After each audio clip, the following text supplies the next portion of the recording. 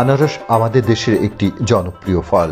বাংলাদেশে সিলেট, পার্বত্য চট্টগ্রাম এবং টাঙ্গাইল জেলায় ব্যাপকভাবে আনারসের চাষ হয়ে থাকে।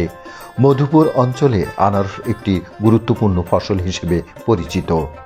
আনারস সাধারণত ছায়াযুক্ত স্থানেও চাষ করা যায় বিধায় আনারসের সাথে অন্য ফসলের চাষ সম্ভব।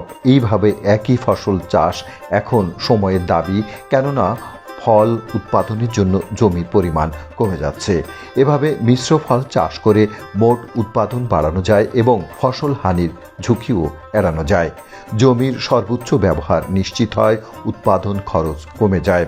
আনারসের সাথে নানান ধরনের ফলের আবাদ করে বাড়তি সুবিধা গ্রহণ করার সুযোগ রয়েছে। বাংলাদেশে যথেষ্ট আনারস বাগান রয়েছে। এসব বাগান নানান ধরনের ফল গাছ রোপণ করার উপযোগী, সেজন্য পরিকল্পনা করে উপযোগী ফলের গাছ রোপণ করা যেতে পারে। সুপরিকল্পিতভাবে এ উদ্যোগ গ্রহণ করা গেলে দেশে ফল উৎপাদন বৃদ্ধি পাবে, যা দেশের পুষ্টি চাহিদা পূরণে গুরুত্বপূর্ণ অবদান রাখতে সক্ষম হবে। কৃষক পর্যায়ে সে উদ্যোগ ইতিমধ্যে শুরু হয়েছে।